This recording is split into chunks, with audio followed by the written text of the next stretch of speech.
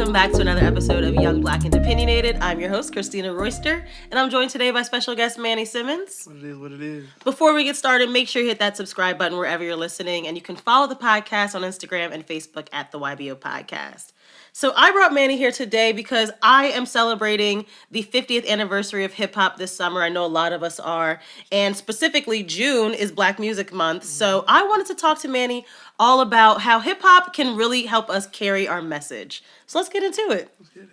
So as I said, June is Black Music Month, and I almost forgot, to be honest, because there's so many different observances in June. You got Pride, you got Juneteenth, all of it wrapped into this month. And what's special about Black Music Month is that I feel like Black music is really the blueprint for American music. Okay. I feel like we touch every single genre. So how fitting that it's also, you know, the 50th anniversary of hip hop, and that's going to be in August. And I can't believe it's only been 50 years. It's like really a genre in its infancy, kind of. And I wanted to talk about how Black music and just hip hop specifically is really like a sound of the summer. I feel like when summer starts, everybody comes alive, everybody comes outside, the music's blasting, you got the windows down, right?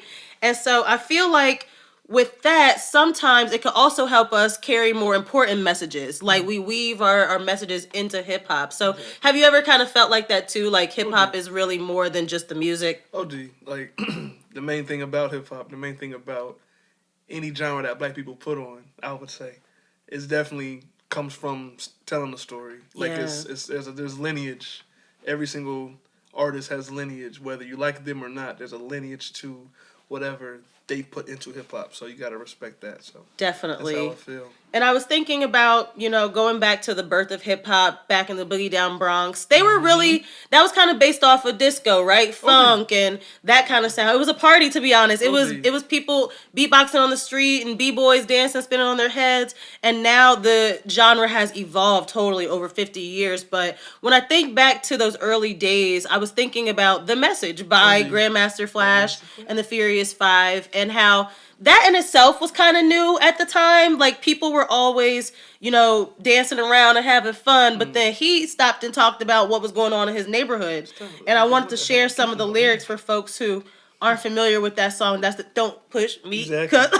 Close to the edge. But if you go back, the first verse is broken glass everywhere, people pissing on the stairs. You know they just don't care. I can't take the smell, can't take the noise. Got no money to move out, I guess I got no choice. So this is really somebody actually talking about their pain, talking about their real life. Exactly. And he continues, rats in the front room, roaches in the back, junkies in the alley with a baseball bat. Now this is early 80s. This is crack pandemic. And so we're talking about like not really the most beautiful side of our communities. We're talking about the pain, but at the same time, the struggle. This is the everyday struggle that other people see. So for musicians to get out there and use their voice to tell that message, it's like people finally see, oh, wow, like they're speaking to me. They're speaking to my life. I can relate to this.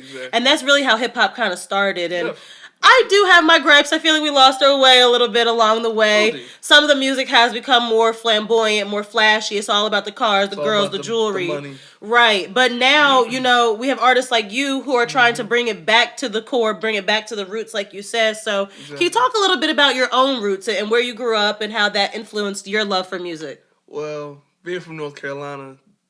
You had to say North Carolina? Listen, when I say North Carolina, you got to put the line in it. You got to put the line in it. But being from North Carolina, mainly, I listened to everybody who came from, like, the dirty South, meaning, like, Outkast, Big Crit, T.I., anybody Georgia and up, I would say. Like, anybody from that era, Ludacris, any of them boys, like, they put some stank on it. They put some stank on that music, made you feel it. Yes. So I would definitely say that was, being from North Carolina, back to that main question, I would say being from there was, like, it was good to be from there than most places when it came to music, because I feel like being down there, there's nothing more you could really pay attention to than music. Yeah. Because there's sports, there's this, there's that, there's church. but it's that music that just stays rooted. Like, Yes. it stays rooted. Like, I just love it. And I like how you brought up how it is kind of regional. Like hip hop was born in New York, but then it carried to different areas. And I've been watching Hip Hop Evolution on Netflix. Okay. It's a docuseries that kind of talks about the different regions and how the sound kind of changed. So when you mentioned T.I., like that's somebody who really was from the gutter, somebody who really was selling drugs and turned their life and became an artist. And they didn't know the industry like that. They didn't know the ins and outs. They was just speaking from their heart. And sometimes the industry didn't want to hear that. We remember back in the day when even NWA was getting put down by police and all that stuff for speaking their truth. Exactly. And it's hard because on one hand, I feel like we're losing the history a little bit. Yeah. But on the other hand, I do feel like there are artists who care. You know, we have the J. Cole's and the Kendricks. Think about Kendrick's last album. I forgot the name of it. Mr. Morale and the Big Steppers. Yes. Even that album, some people were like, oh, what's this, Kendrick? Like, people get in their feelings. Of course. And music is subjective. You know, you can't please everybody. But somebody with Kendrick's clout, for him to stop and be like, I'm not making the industry music. I'm making an album about my grief, about losing my family member. It was a therapy album. It was really therapy. And I feel like that's the beauty of hip hop. Like, it could be for our parties, but it can also help us release our pain. And so I wanted to talk a little bit about Tupac, too, because I know some people have compared you to Tupac. Just like you said, that storytelling, not necessarily the sound, but that storytelling and not being afraid to be vulnerable and put yourself on the track, really. And so I was watching that 5-part docuseries, Dear Mama, that's on FX or Hulu. It's on Hulu. And it's directed by Alan Hughes, which that in of itself is Menace Black creativity. The Hughes brothers, we know they did Menace to Society, Dead Presidents. So it's interesting that I didn't even realize he hung out with Tupac back then. He was kind of around his crew. He was supposed to be on Menace to Society. Oh, really? He originally was. Tupac. And we'll get into that too, how he did like the whole actor and music thing, because I know you do that as well. And so, you know, to end his life so tragically at such a young age, but his friends to carry on his legacy 20-some years later and do this documentary, this really gave me an inside look into Tupac as an artist. And I think that's the beauty of social media and the age that we live in now. On one hand, we're recording everything and it's annoying, but on the other hand, we might need these recordings for posterity one day. Look back. Yes, and so they had so much unseen footage of him in this docuseries, but it really focused on his mother's legacy as a Black Panther and how that fed into him as an artist and really as a man and really was a part of his upbringing. And I didn't realize, like, he was kind of one of those kids who grew up in a clan of like a bunch of people, Black Panthers in New York, and he was like, yeah, we always stood out in the community. We were always different. You can't help but stand out. We have a name like Tupac, you know? And I was thinking, even your name, Emmanuel, like... Yeah, and I spell it with an I. Right. And it always shocks people. They be like, you spell it with an I? And I'm like, yeah, with an I. It's like, why not an E? I was like, my mom wanted me to be different. So I'm here. And that's exactly what they said about Tupac. His mom wanted him to know where his name came from and like how different he was, because I didn't realize that he was really conceived in strife. I didn't realize that his mother was on the front lines as a Black Panther, thrown into jail while she was pregnant with Tupac, had to petition just to get a glass and a hard-boiled egg. That's a whole nother story about how they treat Black women, how they treat Black people in the prison system. But I can't believe that. That's probably why he has so much going on inside him internally, because since birth, you were, you know, kind of cultivated in prison. You came out Black Panther parents, and that showed in his music. And I loved how this docuseries really talked about, he went from being like an artsy poet, theater kid, to where did this thug life come from? I don't even know where that came from. They said it all just came together after a while, because he came from a lot of pain. As you can obviously see, he came from a lot of pain. But him doing his music, him doing his acting, that all, I feel like it made him a better person to a point, because when I act, and also when I do my music, it's also my therapy. So it's a way of him getting rid of what's inside, I feel like. So I feel like it was happening for the good. I mean, he had his wild outs that made people think, like, is he good? They talked about that, because... I understand he was part of like the new Black Panther Party. They talked about he really had two options, like be the president of the new Black Panther Party or take the rap route, and he chose the rap route because he knew what he was doing. He wanted to use that platform to elevate his message. And we're talking about the 80s, 90s. Like, he's talking about stuff that other people aren't talking about. Even Brenda Had a Baby. That shocked the world. Like, talking about a low income black girl who threw her baby in the trash. Nobody was saying that on hip hop. Nope. And so how does such a sad song become such a banger for our culture? And Dear Mama, you know, they were talking about, one of the interviewers asked him, like, is your mom ever, like, offended by this song? Because he does talk about my mama left me for crack and all that stuff. And it ended up making him famous, but at what cost? It kind of hurt his family members a little bit. Have you ever snuck some lyrics up in your songs? Hell yeah. I do all the goddamn time. You make anybody mad? I'm waiting for somebody. I'm just waiting for, you know, when I drop it. And when they hear it, I'm like, now you see what's going on. Like, yes. But I keep tabs. Listen, I feel like you can't get mad at somebody, like you said, when it's their therapy, it's their art. They have to get it off their chest. Exactly. And all of the stuff that he went through with his mom going from a fallen Black Panther to she was a crack addict. She was a functioning crack addict, but still, you're not there, you're not around. Exactly. He had a little sister to take care of, and so he really was just trying to put money on the table, and that's kind of exactly. He grew up fast. And I feel like a lot of kids are these days. We all kind of had to take care of ourselves at one point. Even I was a latchkey kid, but I feel like some people, I feel like they kind of make up their life story just to fit into hip hop, or even we've seen Ja Morant. He's not an artist, but he's an NBA player. You have everything in the world out here. You're still out here trying to be thug and trying to yeah. So you're a millionaire. let's get right back to your music, because I feel like what I love most about it is authentic. You're not trying to be somebody you're not. You're not out here talking about cars and jewels that you don't have. I ain't got it. Right. You're out here really talking about your real life. And so let's start out with how you even got into music, because I was thinking, you know, if I look at your friend group, I always thought Manny was the actor, Josh was the rapper, Sean, I see him as the fashion stylist. So to me, when I was like, oh, Manny's doing music, I had no idea. Yeah. But you said you kind of always been, you know, interested in it. So can you talk a little bit about your creative journey, how you went from acting to now putting out your first studio album? I would definitely say how it all got started. A while back when I first went into my boy, Brother Ash, I went to him because he said, yo, bro, I got a stoop. I'm working on some shit. I'm like, say less, dog. I'm going to pull up because I got something I've always wanted to work on. So why not go support my mans in the same ways he supported me? So I already had a lot of shit written all the way back to when I was in school, when I went to North Carolina Wesleyan down North Carolina. So that's high school. That's almost 8 years ago. That was OD. So you've been writing for a few years. You're right. Oh, probably damn near my whole life for real. Like, and even way back in elementary school, I said it in a song I put out like a year or so ago. And I said, I've been doing this shit since elementary school dances. Like, Sean and I used to get in front of the whole dance. So you and your brother were the entertainment. We were the entertainment. We were the reason why people came to dances, because we danced and we rapped, and we made it a good time for them. So I would say all the way back to then is what made me who I am today, especially with all the music I listen to now. Like, I feel like, I don't know, music is love, bro. I just love my music. Yes. So I would definitely say that about it. But then the acting, you know, you've gone from the stage to short films and appearances on television. So how did you fall into that? And how does that, you know, relate to your music? Is it one or the other, or is it really just both? It took a leap of faith, more so, because when I was done playing football, I was like, what the hell am I supposed to go next? So I was sitting on the couch, and I was coincidentally watching Fresh Prince, and Will's my favorite actor. And I was like, I'm going to go do this shit. Fuck it. So I called up, it's the funniest story. I called up my acting coach that I have, and I was off an edible at work. I was at work. Oh, no. I was at my job, and I was like, it was like 12 o'clock, and 12 o'clock midnight, and I was like, hello? Hello, how you doing? What? She picked up the damn phone. Now, here's the thing. She's in her 70s. So I'm like, what the hell you doing up?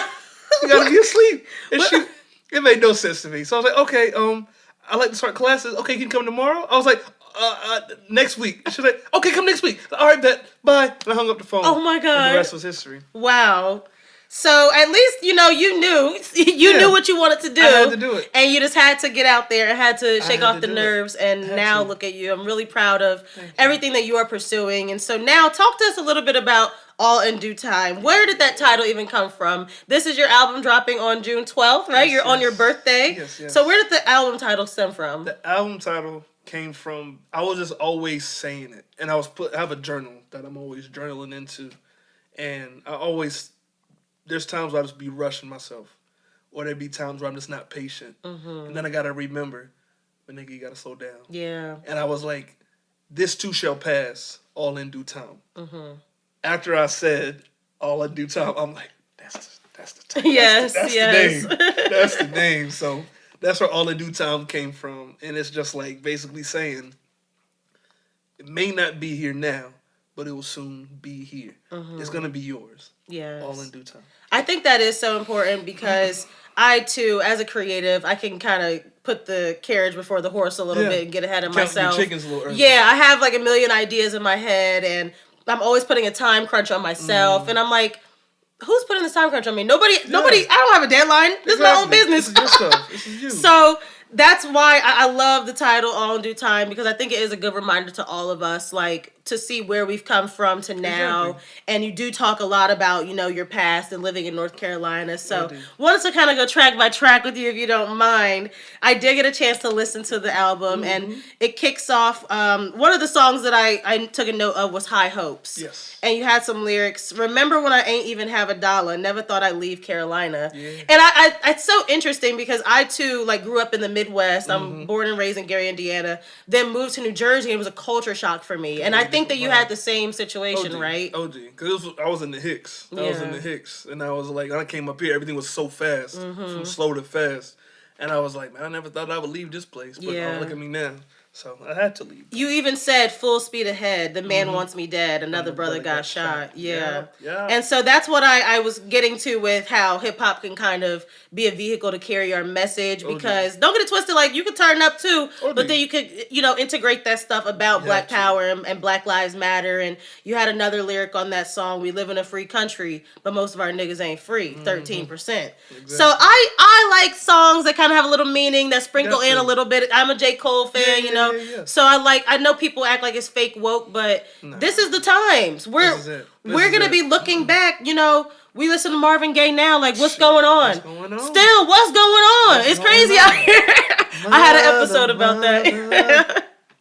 So we had artists like that who were just taking stock of what's going on around them and putting it on the track. And so I'm glad that you did mention that because the crime against Black Americans is still very high. It's just my high hopes. Yeah. Basically, it's me just saying high hopes. Like I want this shit. It was basically a change song. Like as much as it's about me, it's about still the country, about people around me. Like I got high hopes this shit gonna change. Yeah. So that's basically it. And then you went into The Prophecy, one of my favorites, Big Fish. Trying to paint the perfect picture, but nothing's perfect. Drowning in my daddy's liquor. That really spoke to me because I personally deal with alcoholism in my family. And we are trying to be better than our parents, right? We always want to take what they taught us, but be even better than our parents. And so can you talk a little bit about that, like your family dynamic and how that really influenced you too? I would definitely say on both sides, I've always seen my dad as this strong man, but he was also one of my first biggest fears. And then when I see my mom being such this hardworking woman. She was my shelter. She was my home. So whenever my dad would do, he whooped my ass, I go to my mom. So it was just somebody I was just confined to. But my dad was also that dude who I learned a lot from, even though he made his mistakes. I learned a lot from that man. Yeah. But I would definitely say Big Fish is just me talking my shit, saying still the whole fact that I'm really just trying to find a way through all of this. I've been trying to paint a perfect picture, but nothing's perfect. I'm drowning in my daddy's liquor. But here's the kicker.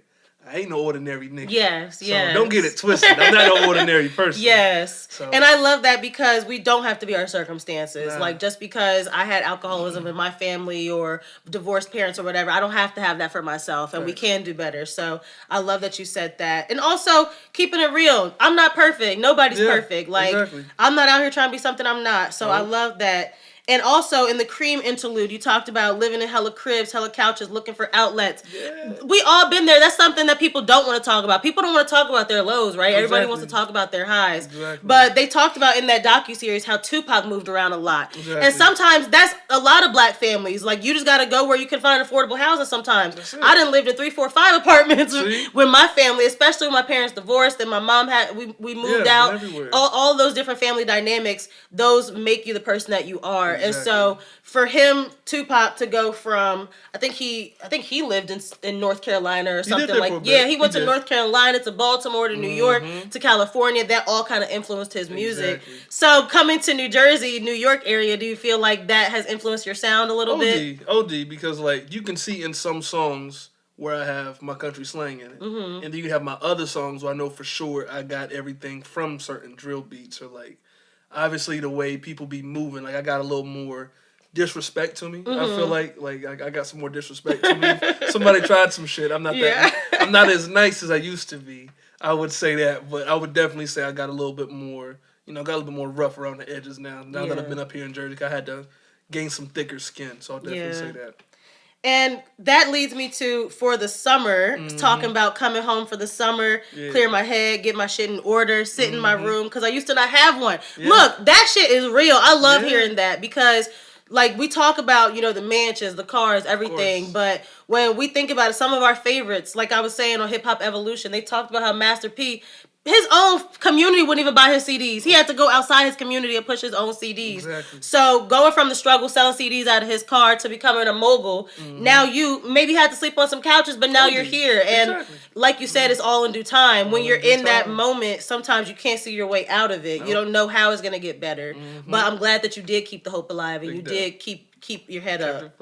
Yeah, and I just love that song because we're talking about the sounds of summer, right? We're talking about June, August, Black History Month, Black Music Month, I'm sorry. Exactly. And how hip hop kind of is the soundtrack for the summer. And so when I heard that song, I just thought about like my days from college, like pack up the dorm, time to go back home for the summer. Now you're back in your mom's house, and it's just a change of pace. Sometimes you have to change your environment to change yourself. So that was a really great song to hear. And then Sorry I'm Late, that was another favorite of mine. I done made mistakes. Life ain't no piece of cake. Sometimes a nigga just can't. I ain't got no money in the bank. Look, so talk to me a little bit about that. Life's mistakes and how that has made you the man that you are today. I made a lot of mistakes. I will say that. But I feel like I'm just now starting to own up to them. Like, I take full responsibility for every single thing that I do. Whether it's little shit to big shit. I always make sure I'm the one not pointing fingers. Yeah. The only one that should be pointing fingers at somebody is myself to myself. Right. I'm like, I made that fuck up. I have to fix this. So that's basically what that comes back to. So Sorry I'm Late is basically... I wrote that at a time where me and my brother were beefing over some stuff. And it was basically me, like, yelling out a cry saying, like, bro, trust and believe. Once again, all in due time. Sorry I'm late. Like, I love that. I'm going to get it. Like, I'm going to get it to you. Like, sorry I'm late. Like, I was so behind at one point where I was really trying my best to catch up. So. And I think that's real. I just think that as I get into my late 20s, I'm 28 now, I'm starting to realize, like, life is life, and this is adulting, and it's so painful sometimes. It does affect everything from your career to your relationships. Exactly. And like you said, sometimes you don't have that money. You don't know where your next meal is coming from, but it's just all a growing process. And it's great that we do have outlets like hip hop and poetry and podcasting to get our message out there and to just help other people understand that they're not alone. You're not the only one. I think that it has gotten a little convoluted when we see social media and we see these rappers out here. Even sometimes I'm like, shit, I could be a rapper out here. I could be if Lotto can do it, I could do it. But you have to think, like, that's their story, that's their journey, and everybody's journey is different. So I'm so glad that you did share a piece of yours on this album. And finally, one of the last tracks is Transitions. Some of my favorite lyrics were from fitting in to standing out, wish parents would go to therapy, seen pops drink more than a little. That all hit home for me because I literally have been to family therapy with my parents, sat on that couch. And it's just like you said, sometimes if we're looking back, hindsight is 2020. I wish I could have fixed it with my parents. I wish I could have did this and that. You wish you could have done. But all of those things made us who we are today. And so I'm glad that you said tried to fit in before that really didn't work out for you, so now you're finally standing out and being yourself. So talk a little bit about that. What's it like to finally like grow and break out of your shell and be this man today? It feels good because there was one point where I couldn't be without people. And now, shit, I'd rather just sit in my room and not be bothered by nobody. Like, respectfully. And I have a good handful of friends. It's okay to not have a shit ton of them, I feel like. So, only have a handful of friends, and I'm cool with them. Like, we're good, we're solid.